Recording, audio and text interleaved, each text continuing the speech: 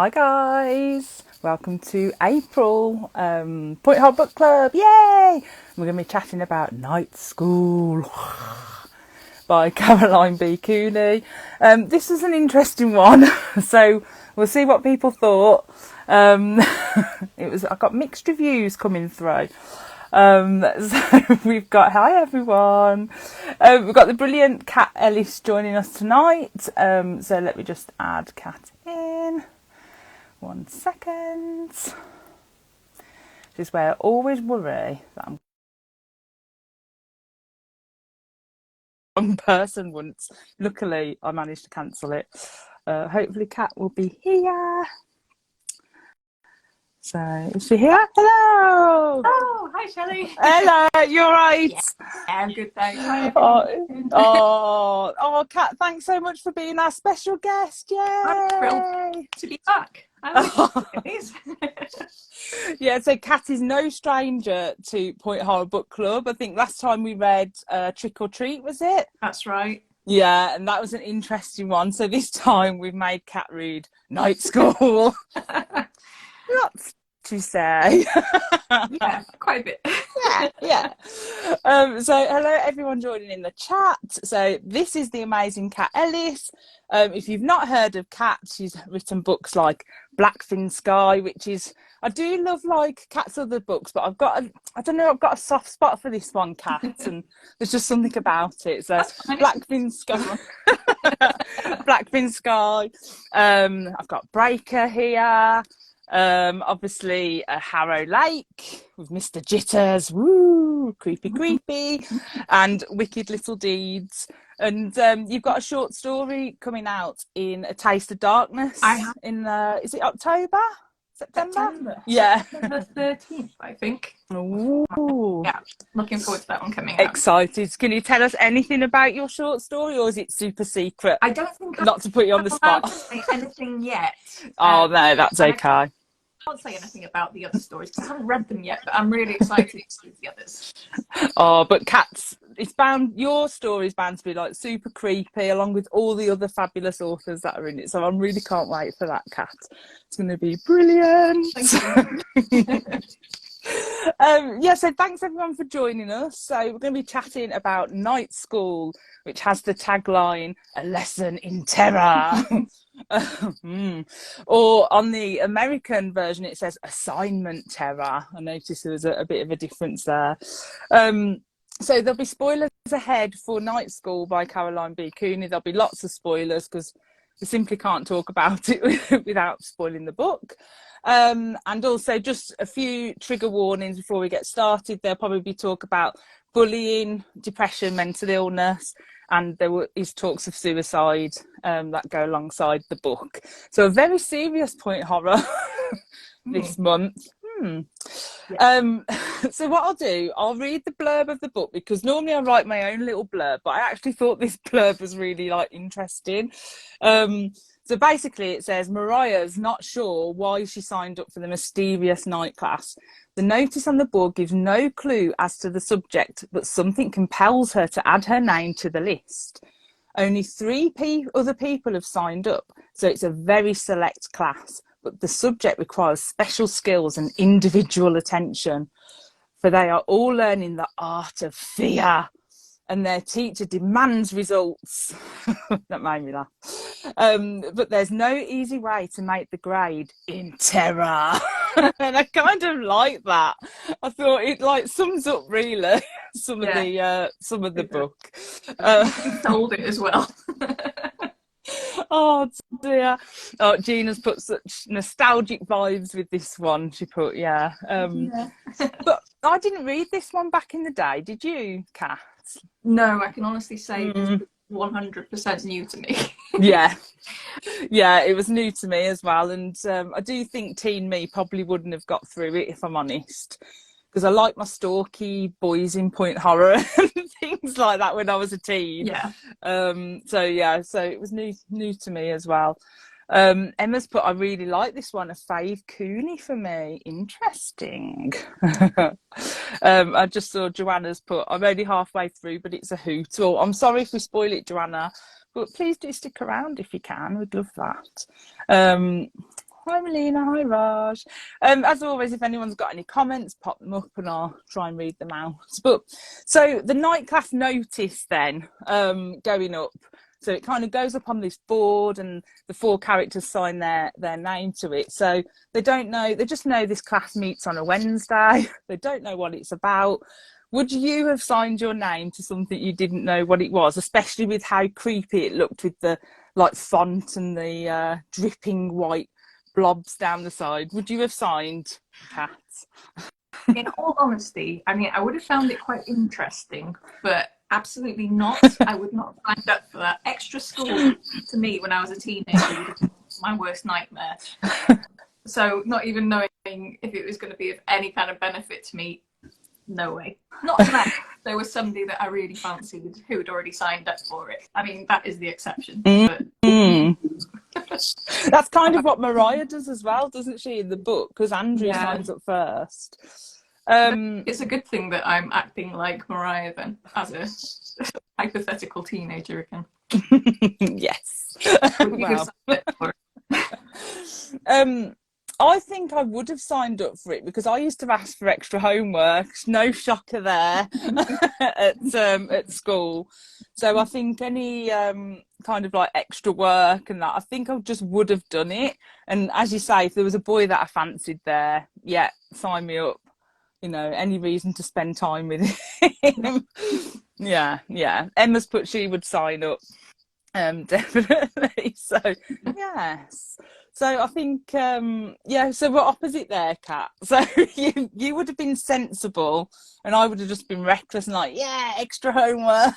Wow, I mean, you say sensible, but then I would probably have been one of the scare choices. Oh yeah, and then I would have been the one but essentially bullying these people from the shadows. Oh no, I don't think I like that now. But obviously when I sign up, I wouldn't have known what it was about, just like the characters did. So that would be my excuse. Yeah, Emma's put she's curious like Alice. Yeah, so definitely. Hi, Eddie. So the book opens up with like this really, I thought it was a really creepy prologue with Julie, one of the, I call her a side character because she's not one of the main core 4, but she's like in her car and it's like, it felt very 90s, like urban legend kind of feel. And she's like checking the back seat and she can feel like a sweaty, thick hand. And what did you think of the opening? Do you think it like set the tone and got you intrigued like to carry on reading? Yeah, it definitely did. And to be honest with you, when I first started reading it, it reminded me of the opening to The Hitchhiker. Oh yes. I mean, obviously, like, you know, there's no hitchhiking involved in this one, but where it opens with the car and, you know, super tense and all that, I thought, yeah, we're in for another good one like The Hitchhiker. It didn't pan out that way. And because I'd forgotten that it was Julie that this happened to at the beginning, so because I was reading it on my Kindle, I wasn't like flicking back and forth in the book. So I was like, okay, so who was that happening to then? Was it you know, Mariah? Was it, you know, who was that at the beginning? And then I thought, oh no, hang on, it wasn't. And then it comes back, doesn't it, towards the end, and you realise it's Julie. So yeah, I was confused by that. Yeah, I kind of did like that. It did come back like towards the end, but and then because I don't know why, I think because it just stuck in my head so much, that prologue, I did remember it and I thought, now this is going back to the beginning now, and I kind of liked that you got to see then that after the prologue kind of thing. I just thought it was it completed the circle. I think if I'd been paying like closer attention and realised that Julie wasn't one of the ones who'd signed up to night class and that it was I think I probably would have, you know, been okay. yeah, no, definitely. I think as well, because I was making loads of notes as I read, like I normally do for the point horror, so that's probably why it stayed in my head a little bit more as well. Karen's put, did anyone else read the ebook version with all the pics of Caroline B. Cooney as a little kid at the end? Was that in your version? It was. Oh, yeah. Wow. Really nice touch, I thought, you know, sort of flicking through and seeing different pictures. Oh. It was a nice like 20-page bio. Oh, was there? Oh, maybe I'll have to get it on Kindle now and check just for that. Teddy Producers put, I would have signed up if it was the other Mariah Carey. Well, yeah. Yeah. And then Raja's put, I'm still trying to figure out exactly what I just did read. Well, hopefully we can break it down a little bit for people and see. Yeah. Raja's put has also put the book showed so much promise at the start. So yeah, that prologue was a really good opening, and it really did get me intrigued. Just see what anyone else put. Oh, there's some tea talk going on in the chat as well. PG tips and Yorkshire tea. So I kind of loved as well when they're all standing around that poster at the beginning, pondering to sign up to the class. I did kind of like how they introduced the characters to us as a reader.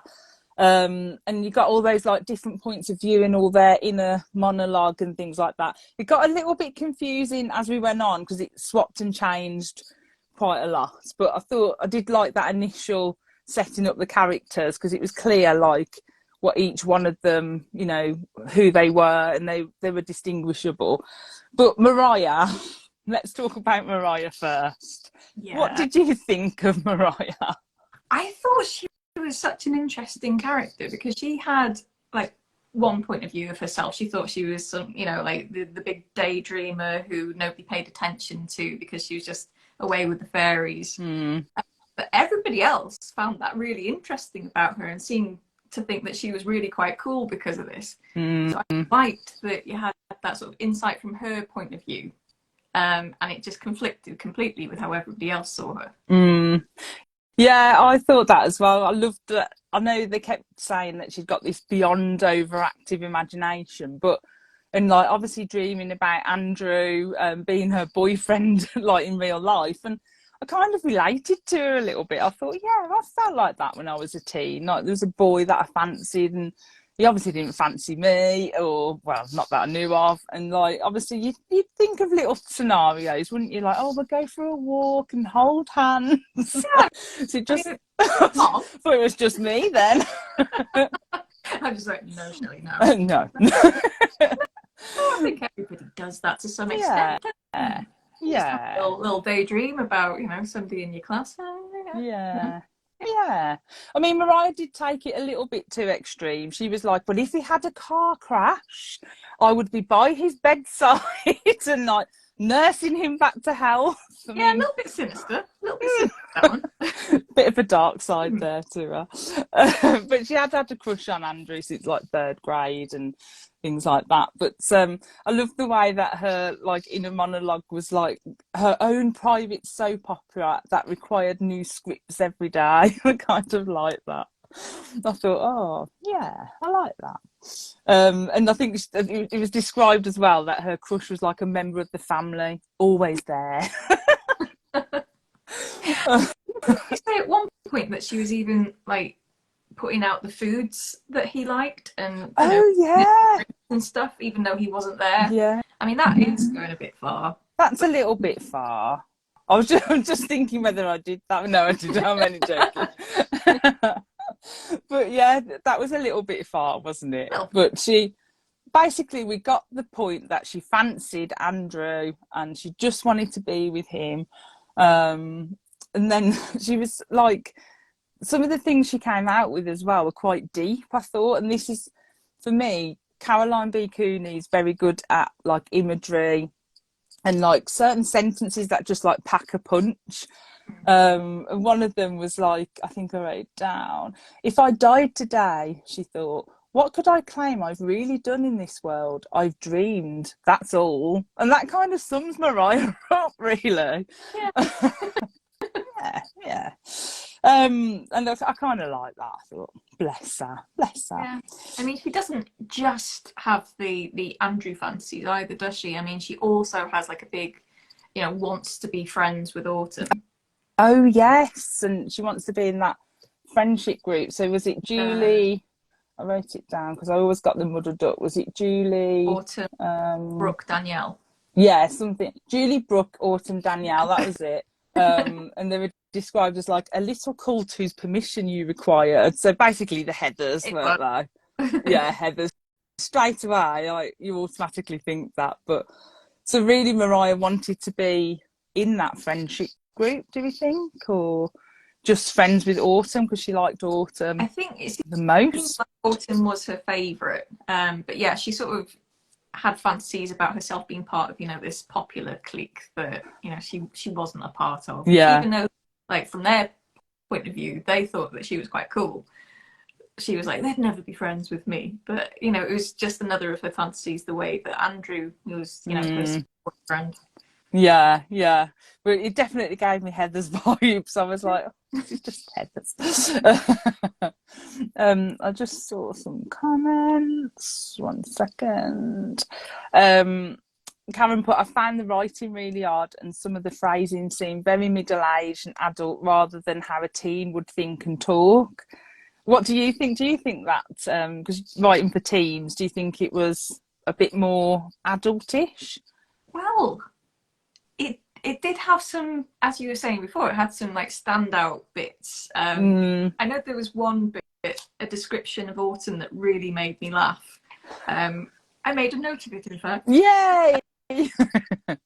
It was her clothes were perfectly matched, and she was among the few in school who had never, not once, dressed for grunge. Yes, I picked that up as well. I was offended. How does one dress for grunge? Well, I was like, oh, so she doesn't wear like the black and the black eyeline and stuff. That's what I took it. But yeah. Is that dressing for grunge or just Yeah, just yeah. Oh dear, that's such a good line. I love that. Yeah, there was another one as well. You're talking about the quite sort of lyrical descriptions. The way she described the school at one point, she said there was something evilly complete in its darkness, dark as a cave woman's dark, dark before fire, dark before flame. Oh. We get is this? Yeah, I mean, and she re-emphasised quite a lot how dark it was. I think Emma sent me a quote or something to share, and it was like, it was dark, darker than dark, dark. Yeah. I did notice that. I think at one point, because I was on the Kindle, I was going to do a search for the word dark. I forgot to do it. It'd be quite interesting to see how many times. Yeah, we should have done that, shouldn't we?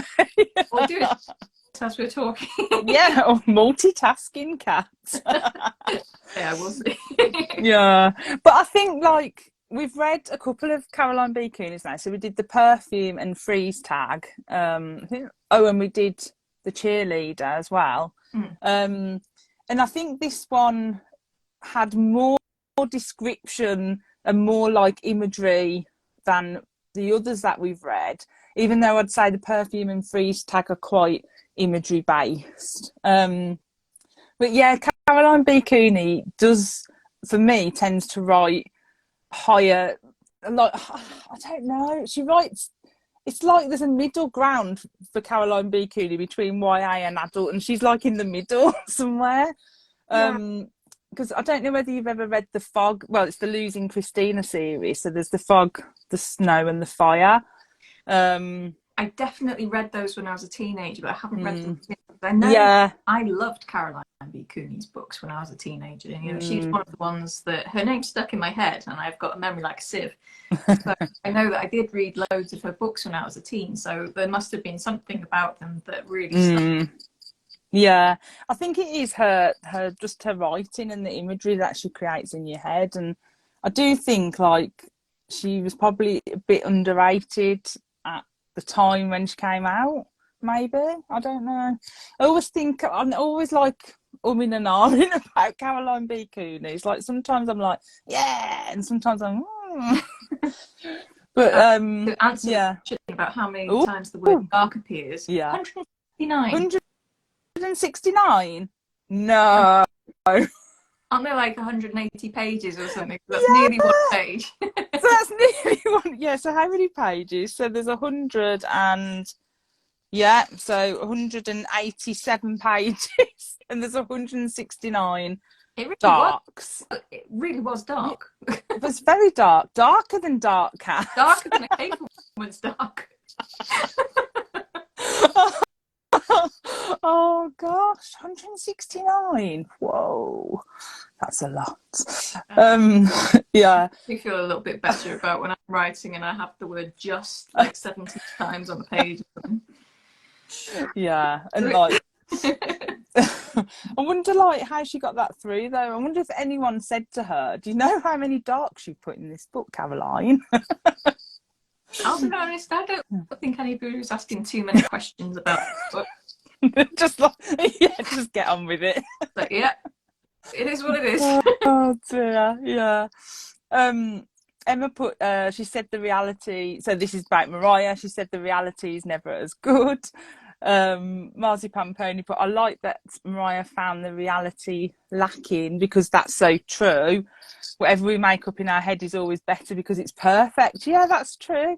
She was just being, you know, just being a normal teen, normal person. And Andrew, definitely not as good in real life, was he?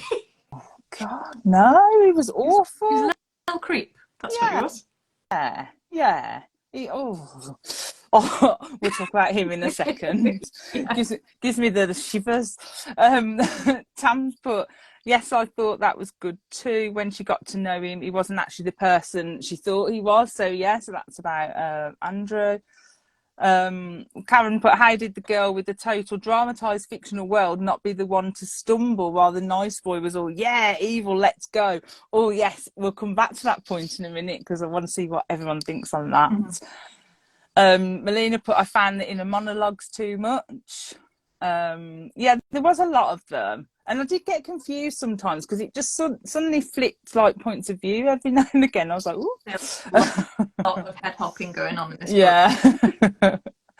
Oh, Howl's Bells has put, I want to dress for grunge. Yeah, me too. I think I probably am dressed for grunge.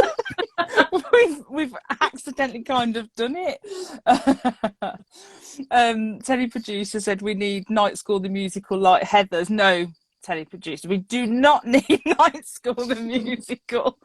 Oh, well, it might work.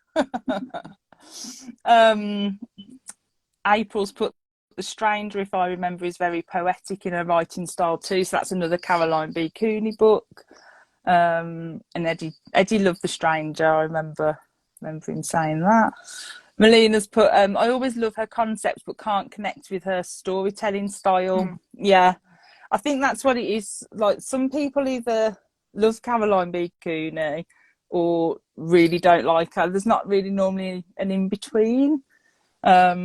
Yeah, when I reread The Fog, it was like just confusing. It's good, like I enjoy it, but like I think if you enjoyed Night School, I think you'd like the Losing Christina series, just because, or as I call it, the Gaslighting Christina series, because that's all these characters do to poor Christina in the book.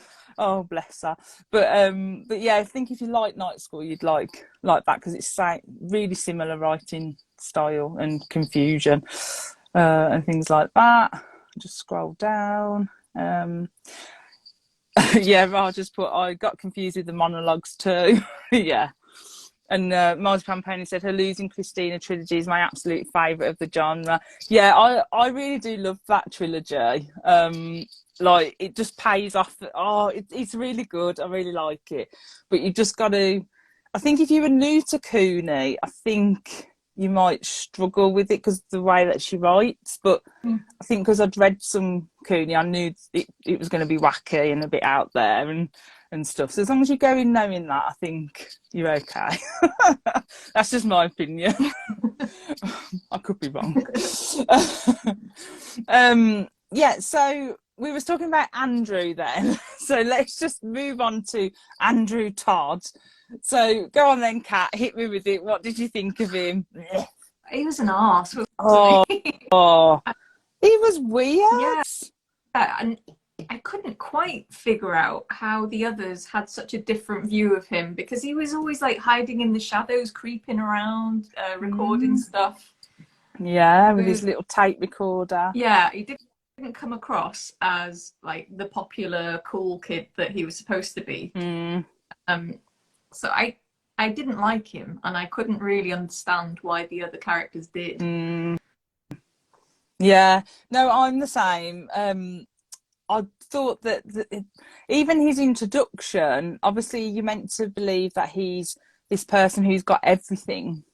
Like he's athletic, he's smart, he's photogenic and perfectly perfect, but he makes himself he references he always tries to keep himself photogenic. So to me, that he's putting on a mask, isn't he, to make himself that way. There's a little bit of a Patrick Bateman from American Psycho vibe to him, like Yeah. the way he's like just obsessed with like superficial stuff and Yeah. no substance to him whatsoever. No, he was very weird. And there was a reference to that he can collect girls like baseball cards, and I was like, I'm out. No, I don't like him. Yeah, he's in the bin. Yeah. Yeah, he was just, yeah, I didn't like him. And I think at one point he eventually warms to Mariah a little bit. And there's a line where he goes, I think I write it down. He put, so eventually he says Mariah will be his film star, and I was like, oh no, just no. What is he doing? I mean, No, it's one of those instances where if he wasn't like a popular, good-looking kid, he would definitely be arrested for stalking. he totally would. He would. Yeah. He totally would. But he does reference as well. Let's see if this makes you feel a little bit sorry for him. I don't think it will. But it says it has been drilled into him. It was always drilled into him that he must never, never, never be a loser. And that was like reference. So he's obviously had this drilled into him all his life. He can't be a loser, can't be a loser. But it just made him an arse. Yeah. You could argue that he very much was a loser. Yeah, he was. Oh dear. So so someone mentioned earlier about the ending. So the one thing I did love about this book was that end, because I have to say I really liked the end, because so it's just the way that he does it, where he's like stumbling. I think they've gone off in the car, and then he's like wandering around, isn't he, with his camcorder. So it says here, it says Andrew lifted the camcorder and hugged it to his heart. The thought of future films and parties warmed him. He tried to run to his car. Shadows deepened around him. Catch up to the others, thought Andrew dimly. Get with Autumn and Ned. Find Mariah and Julie and Bevan.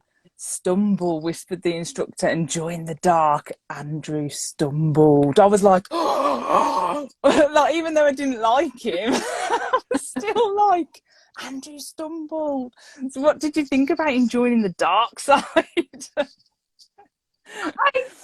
I think I've misread that then. Oh, unless I've misread it. I thought when it says join the dark that meant there was another class who were about to scare the pants off him. Oh. I thought that's what that was happening, and I was like, yes, get him. So I read it different. So the way I read it, see, this is the genius of Caroline B. Cooney, I think, that people can interpret her writing so different.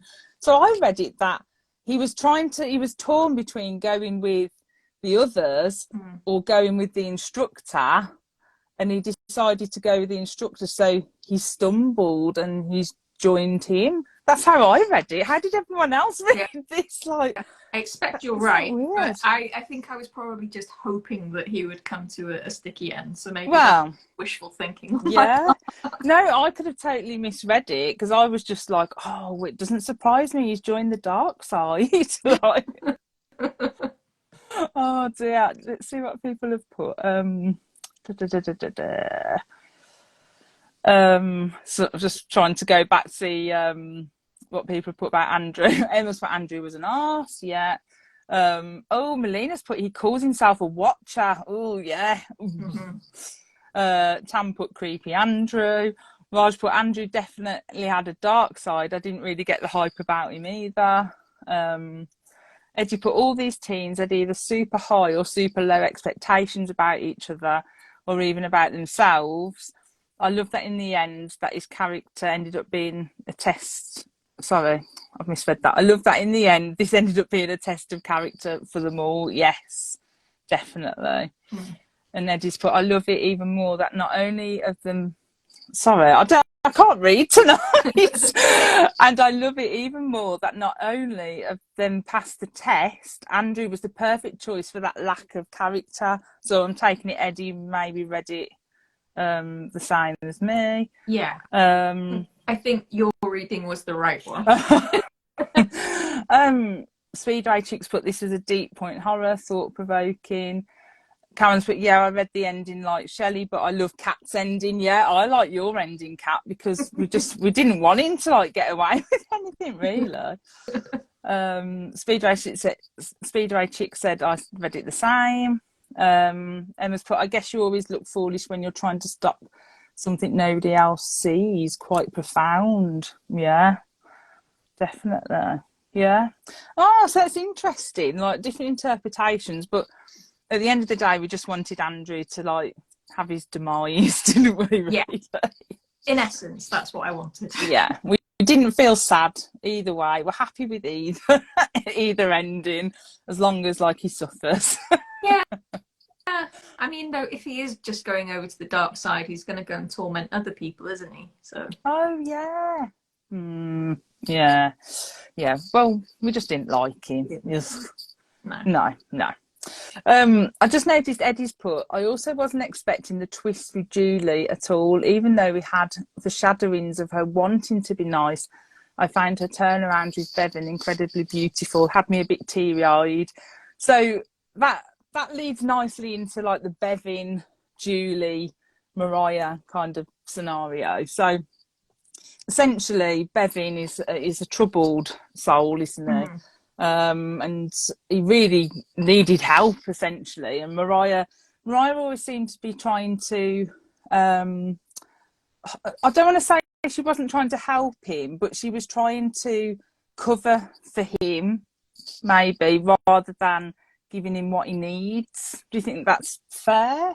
I don't know. Yeah, it's a hard one. When she was first asked to choose somebody to be their first victim, his name was the first one that sprang into her mind. Not because I don't think she wanted to be mean to him. It's just that he sprang to mind as somebody who would be a target. Because she described him at one point as somebody who has no friends, and that is the only thing she can give for him, which was really sad. I think she was trying to protect him, because immediately she was like, oh no, I need to pick somebody else. But you know, she picks Mr. Phillips, who's also pretty tight, so yeah. Wasn't it? Mr. Phillips, Mr. Phillips, wasn't it? Yeah. I had to think then myself about it. But yeah, I think like the scene where Mariah gets home after that, so when you're just saying Bevan popped into her head, and she gets home and he's like trashed their shared den, I think it is, and then she's going around tidying it up. But I love the contrast in that whole scene, of that she's trying to tidy up, so that then, because she had this theory that there's other people out there trying to pick scare choices, which is what the instructor says. So she's trying to tidy up. So if that is the case, they don't pick on Bevan as like a scare choice, or worse, like an easy to scare choice. And so she's doing that to try and protect him in that way. And then Bevan, you get kind of Bevan's inner monologue, kind of thinking, what is she doing? Like, no one else has trashed this room. Because I think she thinks another group has come and trashed the room, or she's making that excuse up in her head kind of thing, maybe a bit of denial, maybe. And then you've got that confusion from Bevan kind of saying, well, why is she doing this? Like, there's no one else here but me, so I'm the only one who's done it, kind of thing. And I kind of like that scene. I think the trouble with the relationship between Mariah and Bevan is just that she never talked to him really. She was like trying to cover up for him, trying to sort of keep him out of things to protect him, but she didn't talk to him. Mm. And I think that was one of the big issues with, is that he had nobody he could talk to, really. Yeah, no, definitely. And that's kind of what I meant when I said, like, she was always trying to help him, but not giving him kind of what he needed, which was to talk to someone. Yeah. And then obviously towards the end, you get that whole twist, which Eddie's just mentioned with Julie. So they've picked Julie to be this, well, she's meant to be an easy to scare, an ETS, as the instructor calls it. But it turns out she's not easy to scare, really. And they're kind of like doing their thing, which we'll talk a little bit about the when they're in this other world thing in a minute. But they're kind of doing their thing and their ooh thing, and trying to scare her. And she does get a little bit spooked, Julie. So obviously she's like part of the Heathers style group, isn't she? She's like the leader. And you get that scene where she's annoyed that Autumn's gone to this night class and not there when she phones and things. So you get the idea of what she's like. And then she kind of gets this call, doesn't she? And you don't know what it is till a few chapters or a few pages later. And she just gets up and leaves. And it turns out Bevan has called her by accident, or called her because he's looking for Mariah, I think. And he just opens up to her about how he's feeling in that moment. And essentially he was going to commit suicide. And she goes straight to him and helps him. And like, I just thought it really touched me, that did. I thought, what a character arc for Julie there. I thought it was brilliant. What did you think? Yeah, I totally agree with you. It showed that underneath like all the superficial stuff that you sort of led to not like her, like underneath that, she was actually really pretty tough, but she was so kind when it counted. Yeah, I think she had something about her, and it was kind of a shame that she wasn't one of the main characters. Yeah, I thought that. Although in a kind of way, then she'd be led down this scare choice bullying essentially route, which I'm kind of glad that she wasn't, because I just think that character arc that she had was just touching, and I just loved it. And I loved the way when she went into the kitchen and she sees Bevan and she goes, it's time to call it what it is. You know, you're about to commit suicide, and so I'm going to say the word that no one will say.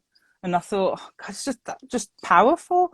Really powerful. I really liked that. I thought that was really good. I totally agree, and I was surprised to see it, because it's not the kind of depth that a point horror would go to with any kind of issue like that. Yeah, it was a surprise coming to that part.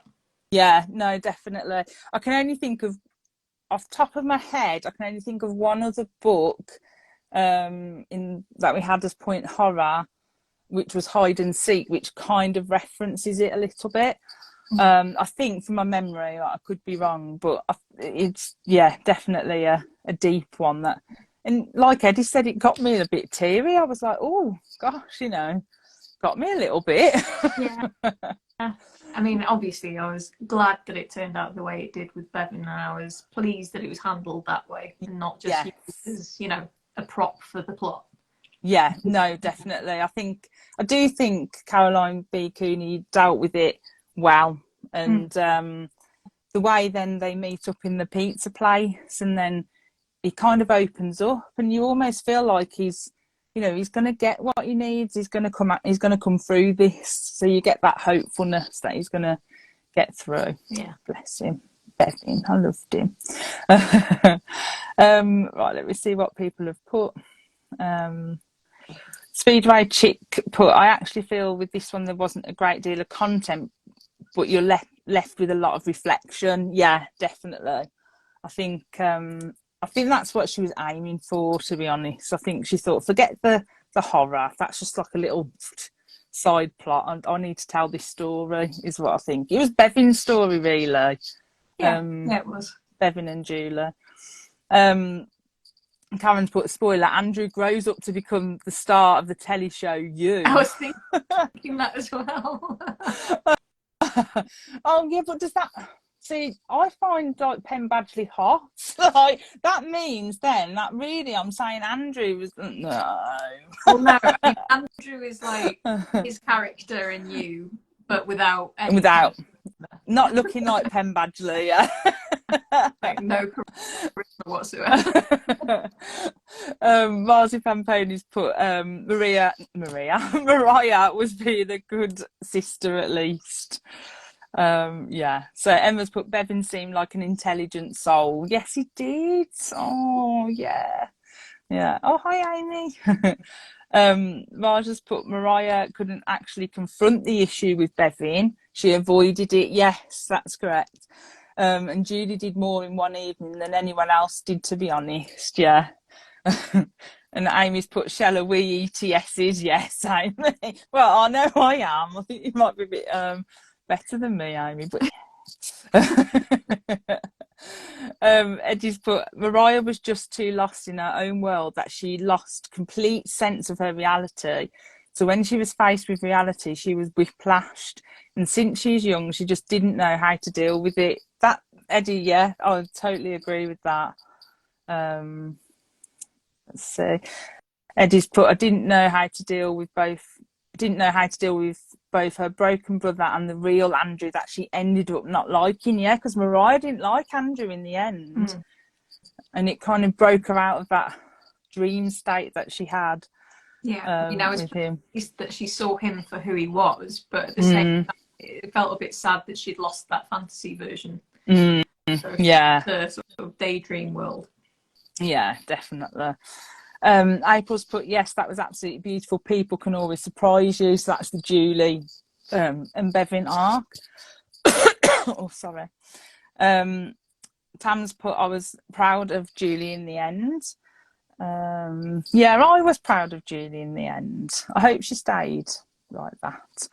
And Eddie's put Julie ended up becoming my favourite character. Yeah, and Roger's put me too. So yeah, I think it is a shame that she didn't get more time, like on the page, Julie. But I think what we got was worth it, definitely. Yeah, I mean, she got to open the book with that really good scene. So. Oh yeah, yeah, definitely. And then one person we briefly spoke about Autumn, but one person we didn't speak about was Ned. Bless him, Ned. I didn't really I felt sorry for him, but I don't think I knew him enough. I don't think he got as much coverage as the others. Yeah, I mean, I didn't have strong feelings about him. He didn't have much self-esteem, did he? I mean, he had some things in common with Bevan in that respect, but at the same time, he also had a little bit of the Andrews in him because he was a little bit as well. Yeah. So I'm not sure where I fell with Ned, really. Whether I liked him or not. Yeah, I was a bit not sure, but I think one thing that I wrote down was it said, and I liked this line because I thought, oh, I feel really sorry for him. So continually on the lookout for more pieces of his personality, and I thought, oh, bless him. But other than that, I didn't really make many notes on Ned. I thought, it's a bit strange. He was kind of just there, and he fancied Autumn, didn't he? So yeah. I think in the end, were they implying they got together? I'm not sure. Maybe I just thought that in my head. Maybe. But what I loved about them, so this core four, which I've totally pinched from Scream, if you've seen it, and I think they called themselves the Night Class Dance Troupe De Spook in one scene. I don't know whether you picked that up. That made me laugh.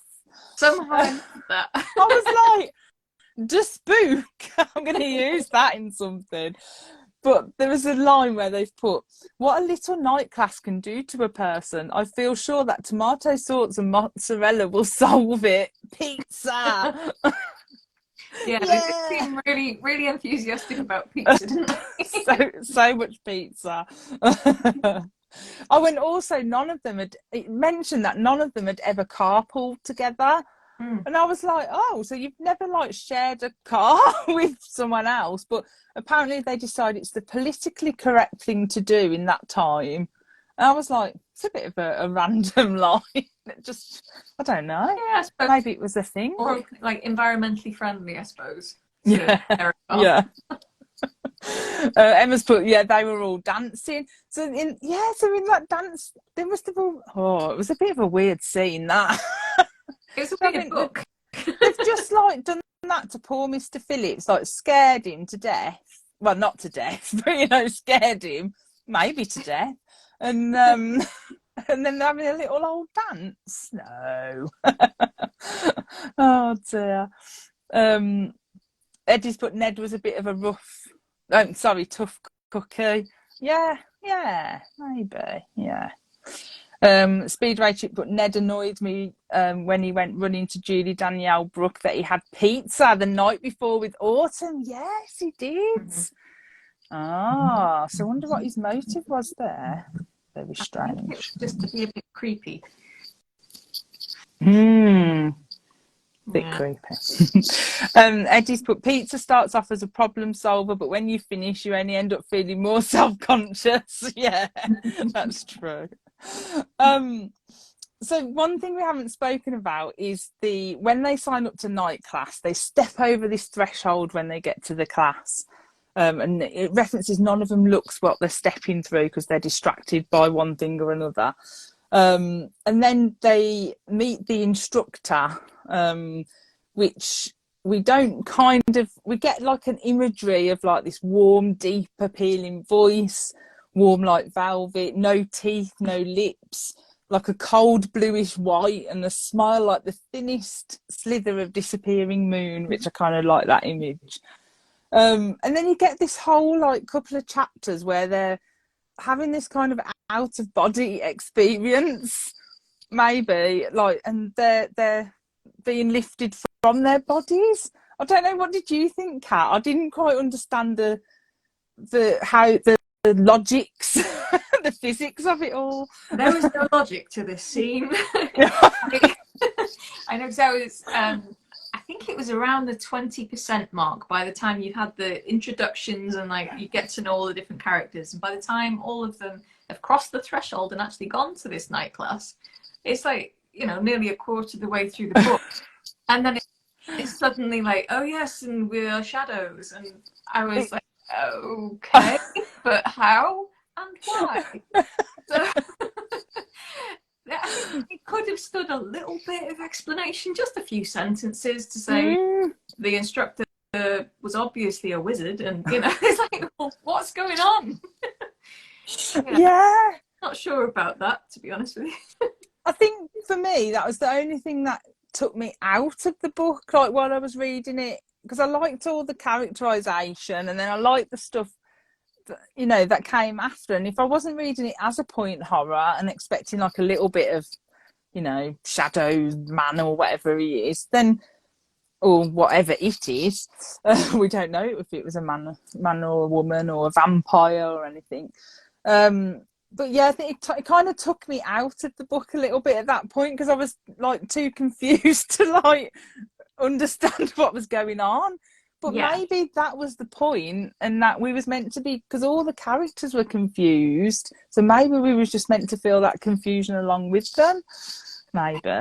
I think it could have just stood with a little bit more explanation to just keep you going with it, rather than just being like, hang on, they've just gone into a room and what? Yeah. So yeah, I didn't understand the hows and whys of that. Yeah, it was very weird, because it wouldn't even been too bad if they just said they went into like a dream-like state where they could see their bodies beneath. I'm not sure whether it said that, or whether I don't know. I'm still like not sure. Yeah, even if they just, the instructor said, okay, and now we're all going to go on an astral journey, like just that field trip. Okay, we're astral projecting now. Okay, that's what's happening. But it's none of that.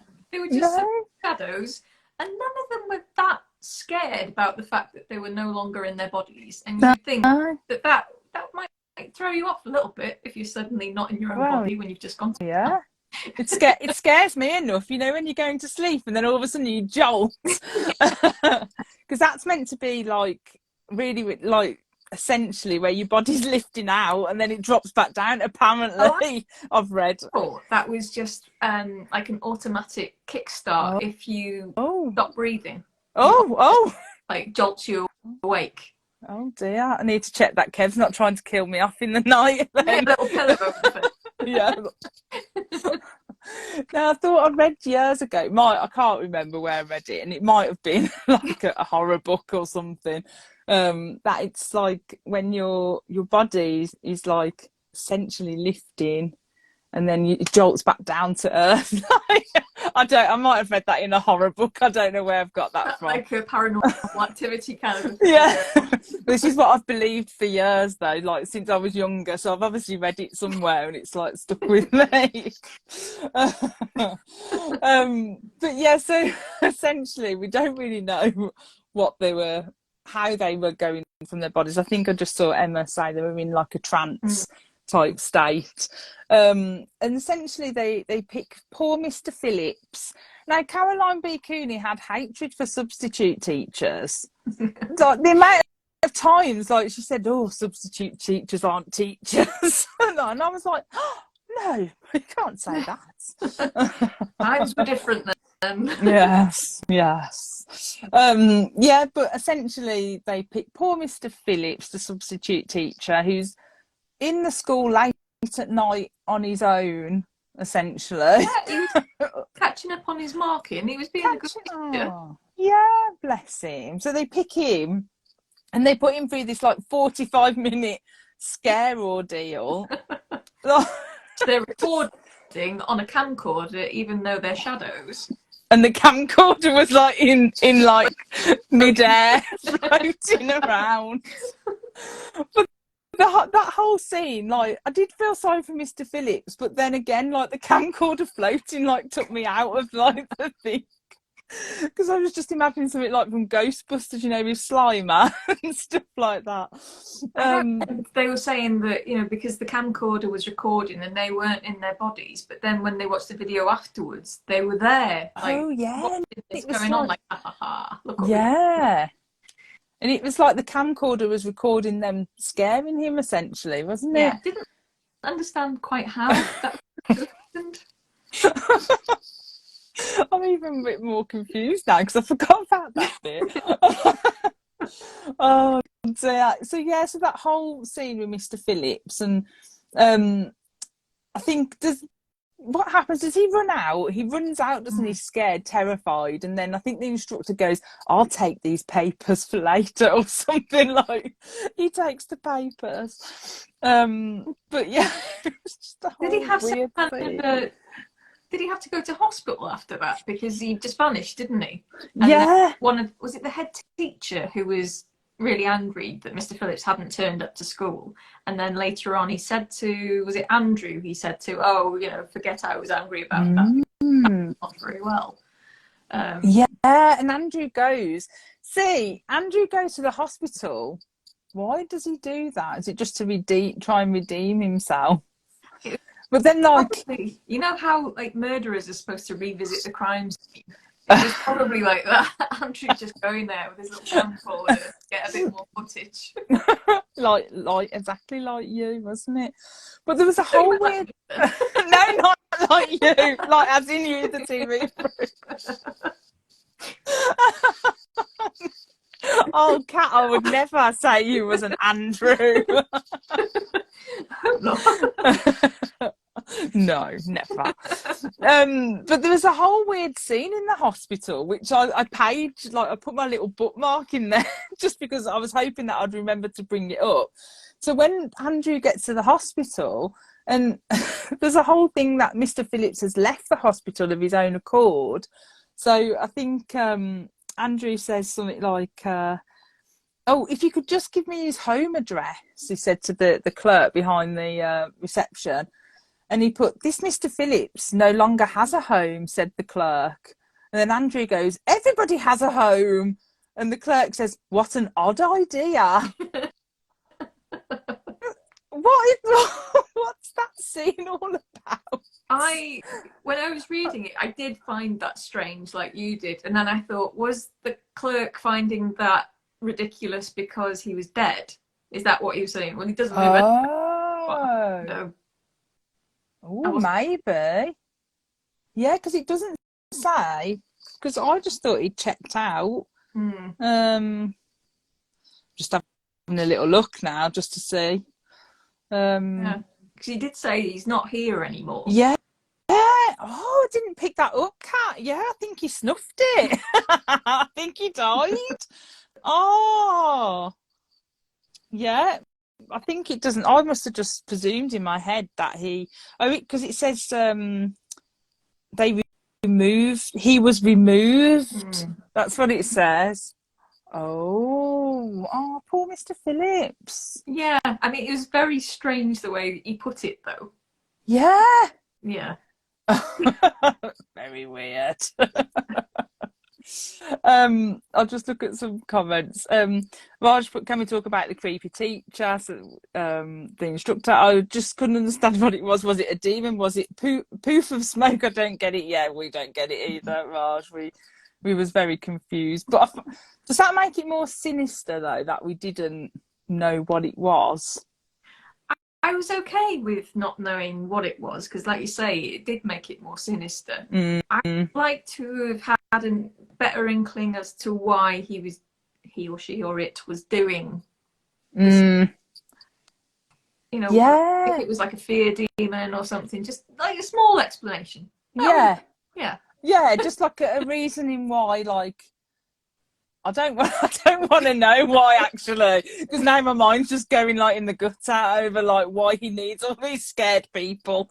But maybe like a bit like Monsters Inc., where they have to have the screams. Yeah, something like that. You know, he feeds on fear. Yeah, How to be around that?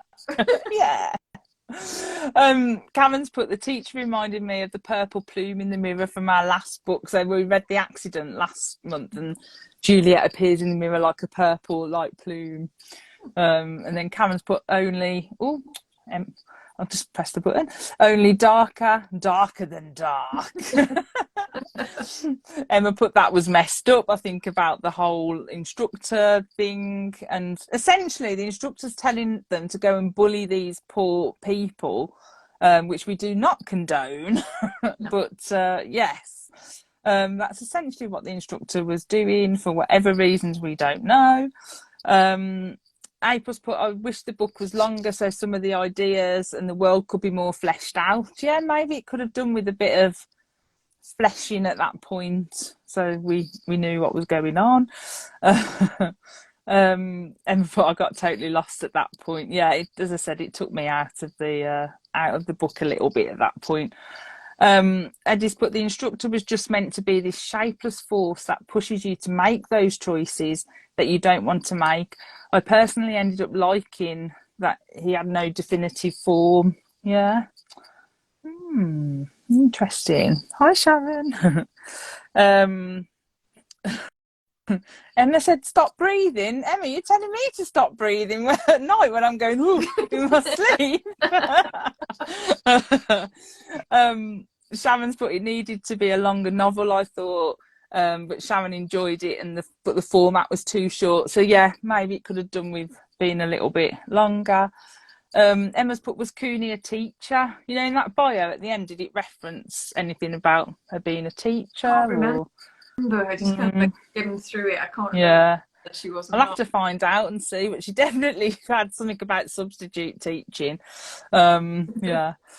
Speed Ratix, but there's an Iron Maiden song called Dance with Death, and in it a line is, I felt like I was in a trance and my spirit was lifted from me. Yeah. Marcy Pamponi's put, that was like the teacher that was like the teacher had a camcorder too. Yeah. So, you know, when we were saying that they could see themselves, so the instructor, it could have been CCTV as well, I guess. I don't know. It's very weird, doesn't it explain? I just couldn't understand how it would pick them up because they weren't physically there. Yeah, yes. And they were like shadows, essentially, aren't they? I just thought the camcorder must have weighed a ton. I would have got an arm ache. Yeah, can you imagine back in the day? It would have been those big ones, like a sort of boombox sort of size thing. Yeah. Yeah. Tam put, I think if I saw a camcorder floating about, I'd be really scared, especially in the dark. That's darker. That was darker than dark. And Speedway chick, the darker than dark. Yes, yeah. Oh dear. Oh, Marzipan Pony said, I think this is about Andrew going to the hospital. He felt bad because it was his substitute teacher. Oh, maybe he was just worried about his grade that he was getting on his paper. That sounds like something Andrew would be Yeah. worried about. Andrew grows up to be Christian Bale in American Psycho. Yeah, I think Kat said that as well earlier. It says that it says that Mr. Phillips has been removed. Melina said, yeah. So yeah. Oh, we've all just had a realization, unless it's just me, that Mr. Phillips died. I didn't get that at all. I thought it was just a bit of a weird, Yeah, I weird think it comment. was like definitive, but I thought that was possibly what he meant because that was the comment that the clerk made. Yeah. And like Sharon's just put the privilege of thinking that everyone has a house. Yeah, Andrew was just presuming everyone has a house, but we don't know. Mr. Phillips could have been homeless. So yeah, so it could have been that. But I think, sadly, I think it's R.I.P. Mr. Phillips. I think he died. And we've only just realised now. Now I feel really sad. Bless. Yeah, so with regards to like Caroline B. Cooney's writing, have you read any other Caroline B. Cooney, Kat? Or and you remember? Teenager. I can't remember much about them, but I know that I read quite a lot of hers. So I think I must have been a big fan of her writing then. Yeah. I do think like I was talking to April about this. I just think her imagery that she does put in. Sometimes she goes a bit OTT, you know, she does. But some of the imagery that she does, I really like. Like I wrote some like favourite lines down. Mr. Phillips was scared to death. Speedway chicks thought, yeah, definitely a goner. So yeah, a couple of lines that I liked, and see what you think. So I did this with freeze tag, and I got Kitty to like rate them, basically, like what do you think? So the sort of California winter warm that cuddles and snuggles.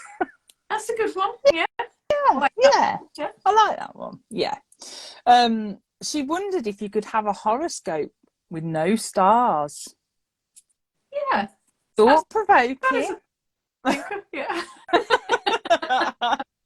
These are the things that made me stop and write them down. And I was like, I feel like I'm learning a lot. Like it's making me think like deep thoughts. You can never tell where small things will end up. They snowball. You, an excellent class, true achievers, you have started the snowball. So that's the instructor kind of talking to the class. And I just thought that was a brilliant way on thinking of things, because what they've done, they have started this snowball effect of things and affecting other people. And yeah. I like that.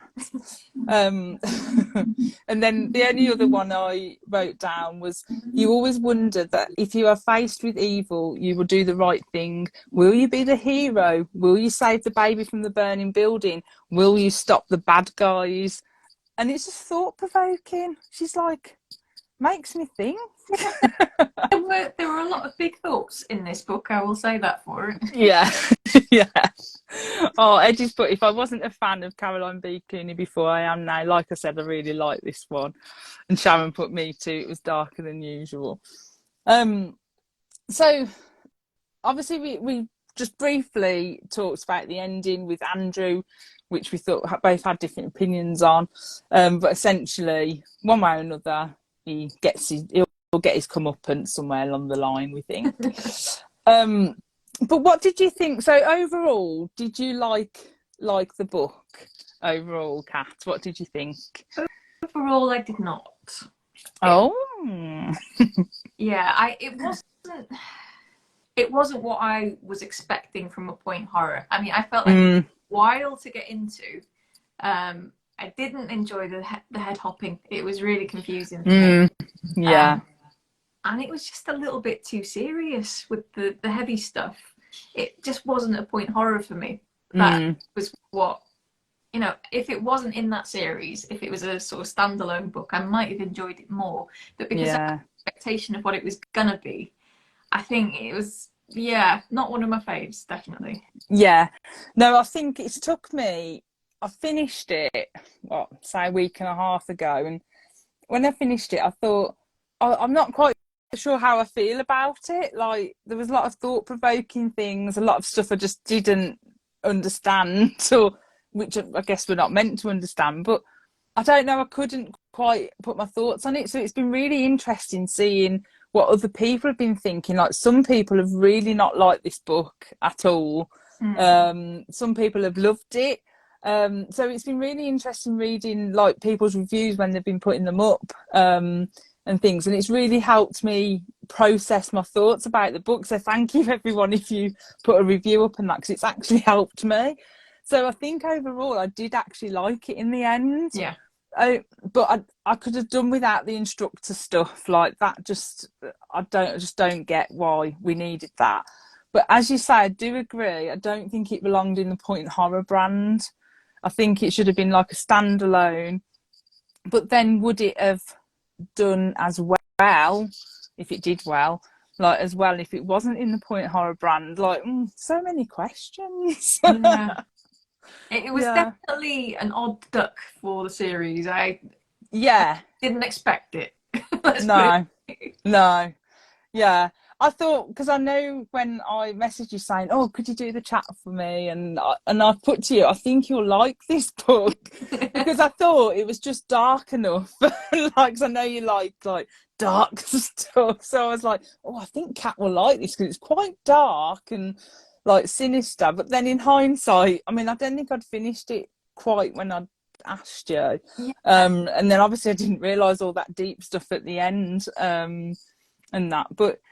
See, Yeah, that's it's the thing. I like things dark and scary, which it wasn't. It was yes, sad. it was And dark and yeah, sad.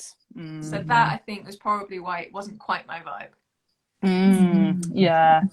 And then, as I say, it's taken me like a couple of weeks or a week and a half to like process what I think. But it's not my favourite, and definitely not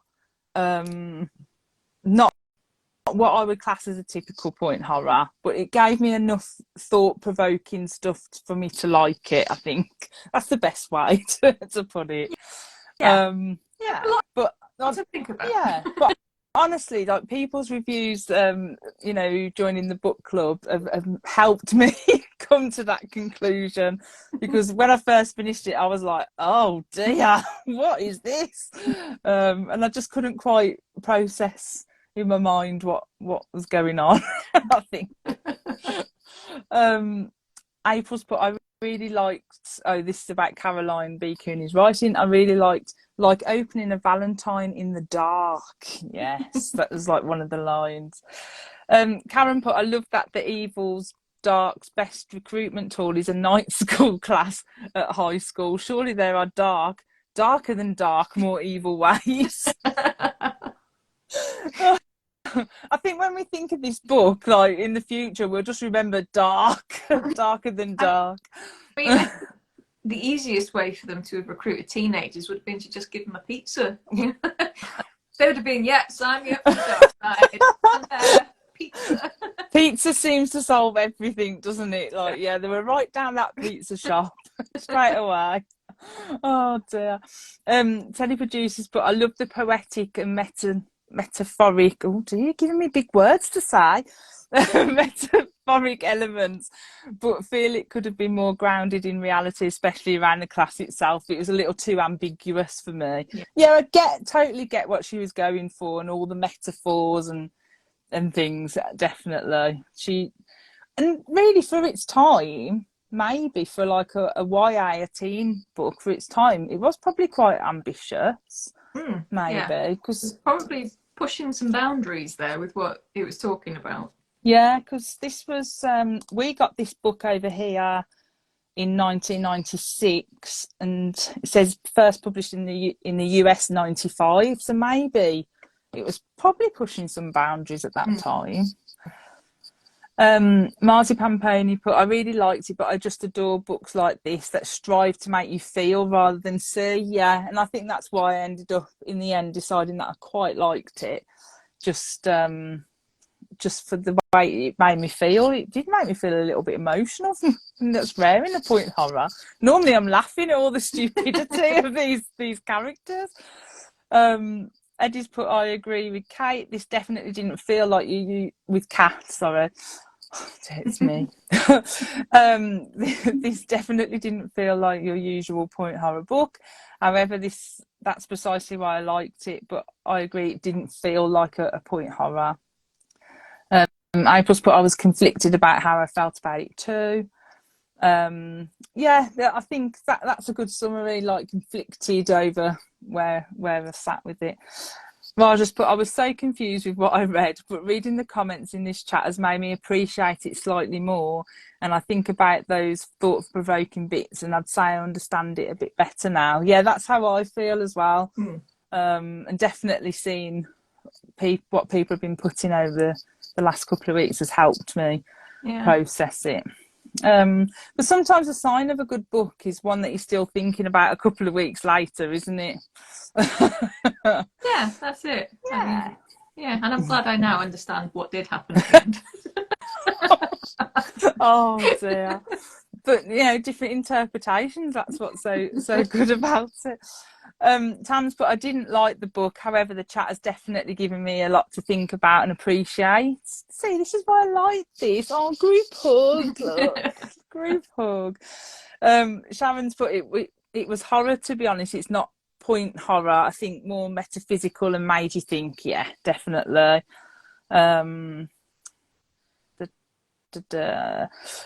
Melina's put, I did appreciate the group mentality aspect and taking responsibility for your actions. And I think there was a quote that I wrote down at the end somewhere. So it says, I think Autumn says this, and I thought, yeah, do you know what? This just sums up how I feel about the book. So she says, it isn't dark if someone's there with you. And I just thought, that just sums up the book, and I think that's what Caroline B. Cooney was aiming for, just showing that they all save each other in these various ways, and then it's all about the choices that you can make, the choice between kindness and cruelty, and all the characters kind of like even though they aspire to be someone else, that someone else has got their own someone else. Like, you don't know what's going on in people's heads and things. See, it's so deep. Caroline B. Cooney is quite a genius. Yeah, Speedway Chicks put, wow, what a line. Yeah, as soon as I saw that, I wrote that straight down, and I thought, yeah, it's a beautiful quote and so true. And, a good sort of final thought for the book, wasn't it? Yeah, definitely. But yeah, other than that, I think I'm going to have pizza for tea tonight. And but no, thanks, Kat. Thanks for chatting and stepping in and reading the book this week to join us. I really do appreciate it. I'm always to do it. It was an interesting one to read. Yeah, I'm sad that you didn't enjoy it. But next time we'll pick a crazy one. We'll be back to the old point horror boy stalkers and things like that. I'm there. Yeah, but thanks to everyone in the comments as well. Obviously, it was a hit and miss book this month, and hopefully if people watch this chat back or anyone joining, maybe we might have changed their mind or got them to think a little bit about stuff. So yeah, I've really enjoyed it. Oh, Shelley, who you are having pizza with? Shelley, who are you having pizza with to brag about tomorrow? Oh, who are you going to be dating tomorrow when you tell the story? Oh, well. I'm really not with it tonight, am I? But do check out Kat's books. Honestly, They are brilliant. Kat, I always embarrass Kat because I always say she's one of my favourite authors, and we've known each other quite a while now, haven't we, Kat? And honestly, I can't wait for more. We need more Kat Ellis in my life, and I can't wait. But do check out Kat's books because they're brilliant if you like spooky, dark, like YA. Yeah. Oh, well, thanks, guys. Thanks, Kat. See you later. Bye.